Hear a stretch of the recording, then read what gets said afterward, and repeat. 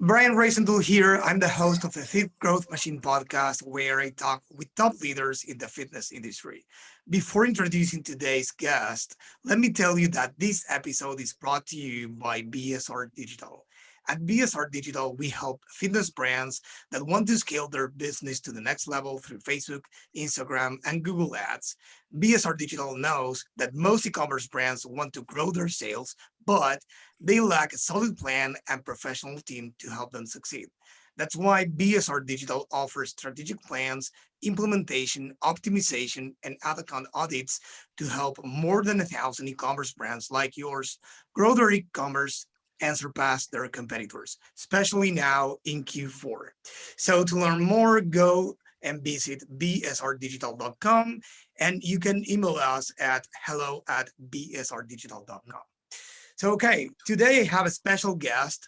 Her name is Louisa Egido, and she's the commerce director of Jon Josef Shoes. Hi, Louisa. Thanks for being on the show. Hi, it's great to see you, Brian. Yeah, my pleasure. So, why don't you tell the audience what the company does? Yeah, so Jon Josef is a ladies' fashion footwear manufacturing company. It's a privately owned and family-owned business that manufactures all of their products out of the country of Spain. Its leader is Jon Josef himself. He is a real individual. He is authentically born and raised directly into the footwear industry in Spain, so has a wealth of experience and decided to open a brand here in the United States of America. He actually does live in the United States, but he designs his shoes here, and then he manufactures them in Spain because he wanted to serve the American woman. It's the best way that I can say it. That's great. That's great. So, I know you go way back, right? Or the brand goes way back. So, could you please tell me a little bit more about how it got started?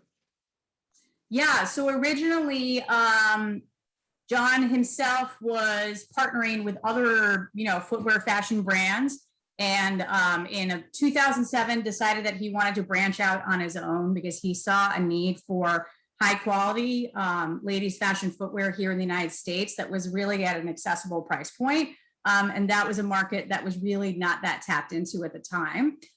It started off as a wholesale company, and with the emerging importance of e-commerce and direct-to-sale customers, about 6 years after the wholesale business started, the direct-to-commerce DTC e-commerce business started, and that is how jonjoseph.com was born. Wow, I love it. And what a change, right? I mean, from wholesaling to DTC. I mean, those are probably two different, entirely different things, right? So, could you please tell me a little bit more about the challenges that you went through? I mean, from a wholesaler to direct to consumer brand? Yeah. So we do maintain our wholesale business now, though I would say it's been a massive metamorphosis since the company was founded, simply driven by the importance of digital marketing and digital e-commerce space. What we began to see was, as the years progressed for the brand, the emerging importance of the ability to sell to customers directly on the internet was growing and growing. And we were quickly learning that if we did not actually have a portal and a place for Jon Josef customers to go to buy directly, that eventually the brand would possibly cease to exist. Rightfully so, because what has happened is with big players in the business like Zappos, like Amazon, Nordstrom, and other really, large, I'll just say big store brands that poured a lot of money into the internet. What we started seeing was less and less direct sales on the wholesale side coming from, I would say independent retailers and even Nordstrom themselves. They actually carried our brand for a period of time directly in their stores, and they actually walked away from that. But, thankfully now we do have a new relationship with them where we're doing drop shipping with them, which is an extension of our wholesale business, where essentially merchants, essentially Nordstrom's.com acts as a portal for thousands of merchants, similar to Amazon. And that's how hundreds of thousands of people in the United States of America actually get their merchandise. They're actually not buying directly from Nordstrom's themselves, except to actually go through their portal to actually make those purchases. Yeah. And what year was the one you said that you started switching from wholesale into DTC? So we started focusing on DTC, I would say in 2014. There was a big initiative about 7 years ago to essentially work the site, relaunch the site. Originally, we just had some marketing pages up for brand information, and around 2014, the actual shopping destination, jonjoseph.com, was born. And while the wholesale business continued to, metamorphosize, and smaller and retailers started to, I'll just say, peel away simply because of the increasing emergence of e-commerce. We started seeing our e-commerce sales go up year over year. And especially last year, I mean, with the pandemic, there was nothing else but jonjoseph.com. You couldn't get your shoes anywhere else. So while that was a very challenging time for our wholesale clients that we currently have at this time, for jonjoseph.com, it was a good thing, as it was for many e-commerce merchants. We had just relaunched the store 3 months prior with an all new website. And had we not done that, we would not have been in a good position, or as well positioned to manage the pandemic as we were. Yeah, 100%. I mean, there are many people that tell their relatives or whoever they know, hey, you should be online, you should be online. Probably it's clear now after the pandemic that you must be online, right? Otherwise, you don't have a business.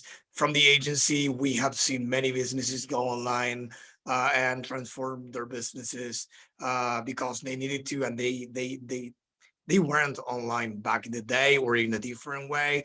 As you said, probably initially you had a website, but it wasn't like a revenue stream or a steady one, at least. And then you understood that you needed to grow that back in the day. And well, Right. in the pandemic, it was the probably one of the most important assets that you have, right? So that's an important thing. So could you do you see that the having an e-commerce from being a wholesaler change a lot the structure inside the company, or you could maintain the same people without any additions and you could switch the business like that? Actually, well, no, specifically for e-commerce, we had to, as the business grew, we had to bring on customer service. That is one of the, I would just say, the pillars of our brand is excellence in customer service. And so that's a facet of the company that's extraordinarily important. And I would say, as it relates to manufacturing,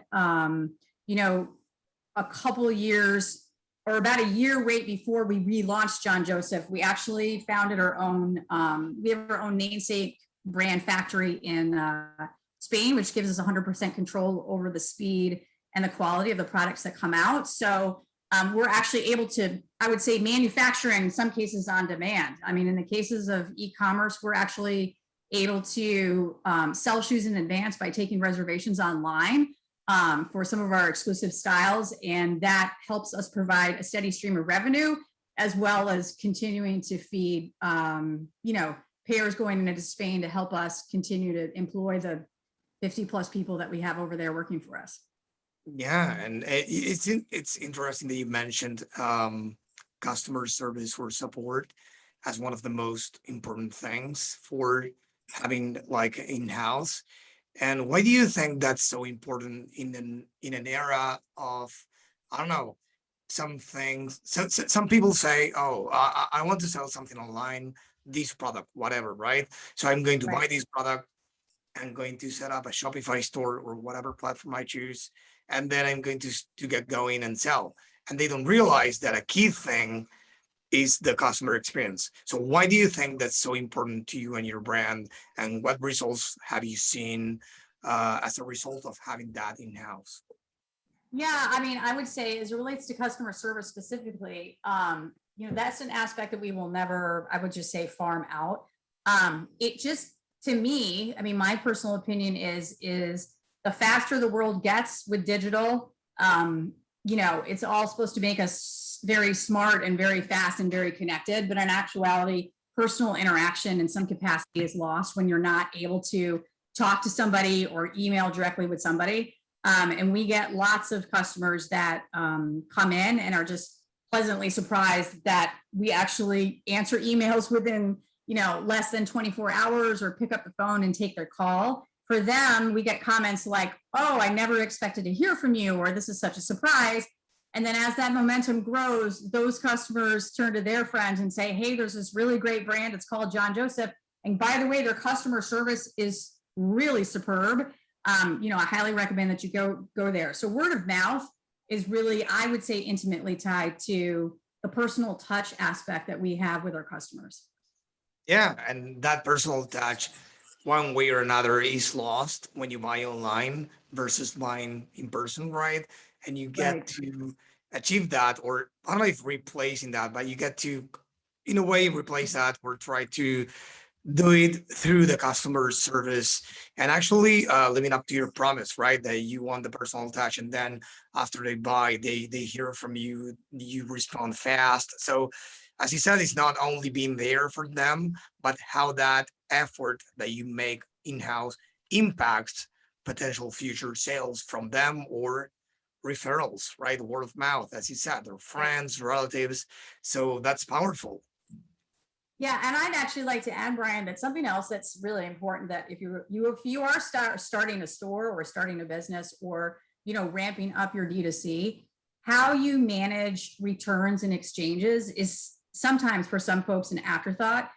Whereas I think it's just as important to be able to provide a seamless return and exchange process that's easy for the customer as it is to actually make a sale online. And I think a lot of merchants who are just starting out don't really, they forget about that aspect. And then they actually spend, first of all, from a time management perspective, managing that actual process. If you were to try and do something like that manually through, without an assistance of, let's just say, an app that we have plugged into our store that we adore, hours and hours, hundreds of hours of time will be taken up doing just that. And the customer experience itself won't be as seamless because it's not going to be as rapid pace as they would expect.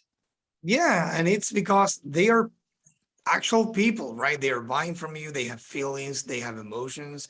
And if you are not there for them when they need you, either to return something, to ask you something, or whatever, it's sometimes it just doesn't work. I remember my own experience as a customer, buying something online only a few months ago.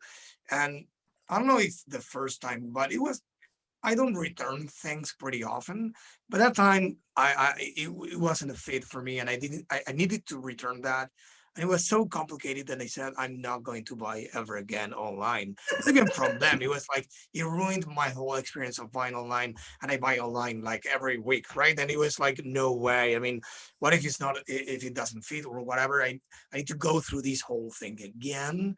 So it was Right. like so it push you in a negative direction, even for your behavior of buying online, because you're Right. like, oh, many brands could be the same in the future, so I'd rather avoid this experience. So it's important to as you say, to have a service in place, the customer support, the returns, as you said. So you mentioned some apps, right? So do you use any Shopify apps for that particular need, or for something else that make your life easier? Yeah, so specifically on returns processing, we use an app called Loop, Loop. And what that enables us to do, or actually even our customers can go right online into our store and initiate a return or an exchange on their behalf. And then they can actually shop directly through that experience. So they can essentially, request a return of one item and purchase the second item all within the same transaction. And if the value of the items are identical, there's no additional charges that are made to the customer. And prepaid shipping labels are sent out to those customers. And then it's all automated. So, the moment the first item hits the mail, the system recognizes that. And if the customer is making an exchange, it just generates a return for them. So it's all automated. So essentially, the faster you return your items, the faster you get your next pair. So that allows our customers to really buy with confidence. And, if they're new to the store, find the size they need, all through like basically a free experience that allows them the ability to do that. Yeah, that's great. Any other you would like to recommend to the audience? Yeah, I mean, I would say specifically for store management, we have a vast a variety of products on our store, and we rely on a product called Matrixify, which enables us to easily import and or update products in like bulk method actions throughout the store. They have hundreds, loads, I don't know if it's hundreds, but they have, basically a field in their system for every single Shopify aspect you can imagine, from the product type to who's selling it, to how much it is, to what colors it is, what sizes it is, that allows us to, it basically cuts our work time, I would say, down by easily more than half through simple spreadsheets, really. So that's one that's critical for ongoing management and implementation of new products of our store. And then I would say, as far as advertising, we use an app called Feed for Google Shopping. It's by Simpros Media. And again, because we have a very large product catalog in our store, that app allows us to easily optimize for product names for our shopping campaigns. It allows us to easily launch promotions through the app itself for certain products without having to do like a lot of manual workarounds or things through Merchant Center. It's actually connected to our store and to Merchant Center. And we can set up automated rules in the system to market and or suppress items based on, tags that might be on those products in Shopify. That's great. Some of those I think came up in the episode we did on Shopify apps a few months ago, and it's great you mentioned them. That's great because it saves hours, it saves time, and time is money, as they say. But it's actually like that, and yeah, it's amazing that you mentioned these three. So I appreciate that. Yeah. And we in that episode, if by the way, if you want to listen that, you look it up. It's called Shopify apps. It should be straightforward for you to find that, and it will be probably in the show notes as well. So basically, what we included, if in case you're not using those as well, are some apps for every business has probably three main key levers to increase sales. Of course, one is to acquire new customers. The second is to increase the average order value, and the third one is to increase the lifetime value, right? More or less, right? To simplify it. And there are some apps to help you increase in your store the average order value by recommending complementary products. So one, it's called, I think, frequently bought together, and there are more that you put them in your product page. And if you are selling product A, then it recommends products B, C, and D because they go together typically. And there are some for social proof. Social proof is a key thing for a store to get sales, especially if they are starting out or they are not well known and they are advertising for cold audiences and they don't know who they are. So social proof could be like those pop-ups saying, I don't know, John just bought this product 1 hour ago, right? Or it could be featuring the brand in some well-known websites, or it could be testimonial videos. So it's important or partnering up with influencers and showcase their experiences or unboxing, many things. Do you do things like that? Yeah, we have actually, we work with, I'm trying to remember the name of the app right now that we actually use for that. The way Shopify works is there's an app for that, right? Yeah, exactly. And oh my gosh, why do I not? No, no worries. No worries about the name. If you tell me after the show, I'll include it in the show notes anyway. Yeah, no worries. So yes, we do have user-generated content that we have integrated within our store. I would say right now we've actually been shifting our focus a little bit away from user-generated content into affiliate-based marketing. That's a program that we are launching. Again, it's actually launching right now, so it'll be fully up and running by Black Friday and Cyber Monday. And that program is, in fact, can be considered an extension of user-generated content because those types of programs work with bloggers and Instagrammers and everything to, get our hands in their product, get our products in their hands, experience that, and then, basically they are able to get a pair of shoes and then they're actually able to make a commission on our website. So we're kind of taking UGC a step further by bringing affiliate marketing and combining it with user-generated content.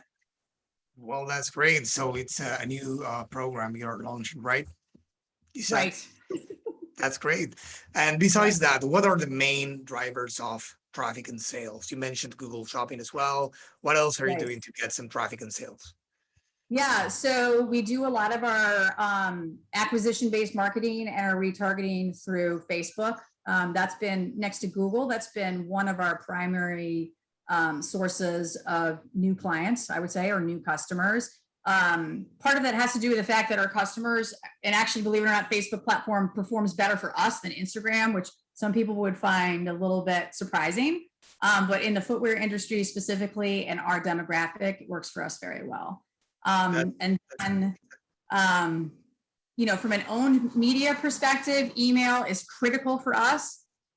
We presently work with Klaviyo, which I would consider, in the world of e-commerce, a best-in-class email platform, which is really incredible. And we are sending those campaigns every day. And we are now expanding our reach into SMS marketing. That's another program that we'll be launching as early as next week. Cross fingers, we hope. All the plugins and everything else are being put together and the setup of the program right now. We're actually relying on a team to help us do that, simply because, we realize we need to focus our sights on growing the business. And in some cases, that means we can't do everything. So, there are some things that we will outsource. And SMS is one of those, to get us up and running and get us started and get us training. And then, ultimately, I believe we envision we'll take that owned marketing in-house, similar to email marketing, since the two generally complement each other.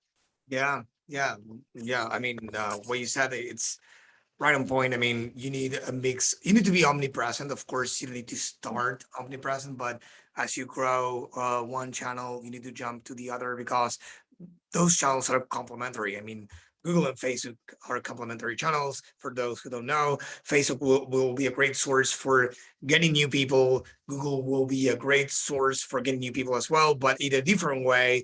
On Google, you have shopping, you have display, you have what discover, you have search.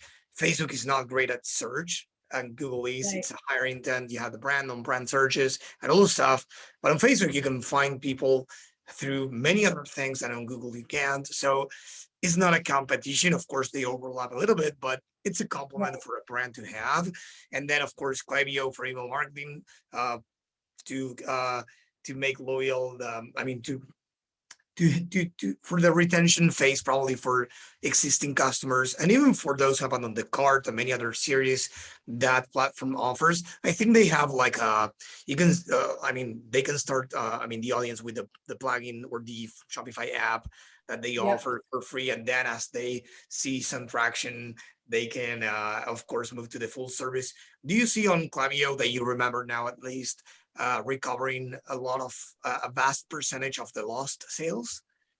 Yeah, I mean, I would say what's nice about Klaviyo is when you sign on with them as a ongoing paid client with them, which actually you do not need to invest a lot of money on a monthly basis to do that. There is a series of what they call flows, everything from abandoned browse to abandoned cart to win back types of campaigns that are actually already set up in Klaviyo that just basically need some customization for each of the clients' brands that they serve. So it actually makes it, well, it might seem daunting, it makes it a lot easier to basically get up and running pretty quickly. And for anybody who is migrating or considering moving from one email platform to another, or actually getting started in an email platform, those flows that Klaviyo supplies really is a great way to get started there, because those types of campaigns can help generate and get your IP address, get you a good IP address and your domain recognized, so you actually make it into the user's inbox and not into their junk mail. That's great. Yeah. And before we wrap up, I would love to ask you, since you mentioned Black Friday and Cyber Monday and all the stuff. Q4 is here and it's not going anywhere, right? Every brand is excited, or should be excited. It's also the most competitive and expensive time of the year for advertising, but it should pay off, right? So you should have a great plan in place, I imagine, and every brand should have a great place for, a great plan for Q4. So do you have some exciting plans for Q4, or are you going to do something different from compared to previous years? Do you have something Yeah. new? Well, I mean, I could say as we've seen the store grow, similar to like what you said, Brian, diversification in our marketing channels is key. And that's the reason why we are adding in SMS and affiliate marketing specifically before Black Friday and Cyber Monday hits. So we can just be like all eyes on all over the internet. If you're looking for us, certainly you're going to be able to find us very well. And if you don't know who we are, then you should be able to find out that as well. And making sure that all of those channels work together in a seamless way. So, example of that might be how our Google shopping or Google campaigns complement our Facebook campaigns, which complement our email campaigns. We are building in unique data segments and our Google campaigns from email. Same for Facebook. Facebook might be building in, they're looking for the campaign IDs in Google and retargeting those people that way. So it's really a genuine multi-touch approach that no matter where you are, hopefully in some way we will find you. And while that seems a little bit big brother, it's important to have connected. No, but I say that in marketing, this is normal conversation. So yeah, but yeah, I hear you. I think the average consumer might be a little surprised, like they don't really realize how much, we're following you. And I think, the other big thing, the reason why we've added in SMS and affiliate marketing is with the advent of iOS 14, which has had a significant impact on Facebook, like very significant, that we had no choice but to diversify. It was either diversify or die, right? That was really kind of what we were looking at. And that's, why we had to do what we did. Yeah, and specifically Black Friday, one more thing, Black Friday and Cyber Monday, I'm not exactly sure what happened with shipping all over the rest of the world, but buyers are smart now. They got smart last year and they're going to be buying earlier. So, people need to be prepared to see an upswing in their sales, I would say, as soon as November 1st, and, have a fully stocked warehouse with merchandise and people at the helm ready to get those items in the mail or through a shipping carrier as soon as humanly possible. Yeah, lack of stock has been an issue due to shipments and all stuff, but has been an issue these past few years.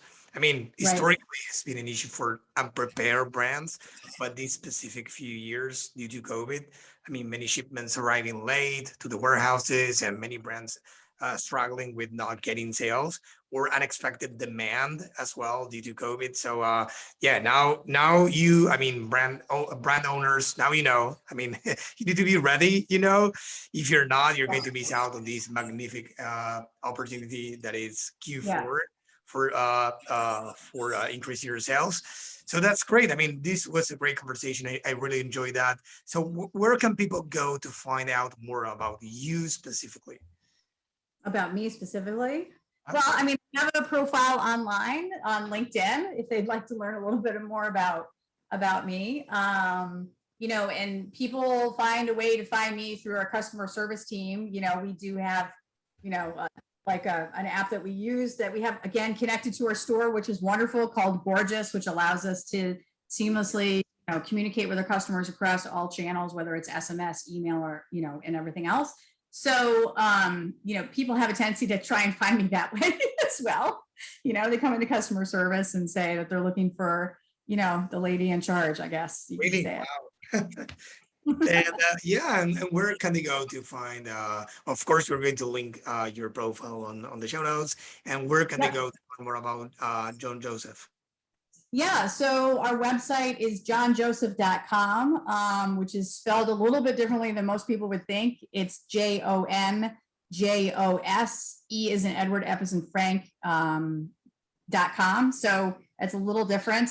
And in there, we actually have an entire About Us page that tells customers about our manufacturing process and Jon himself. That's great. Well, it was a pleasure to have you on the show, and thank you. Thank you.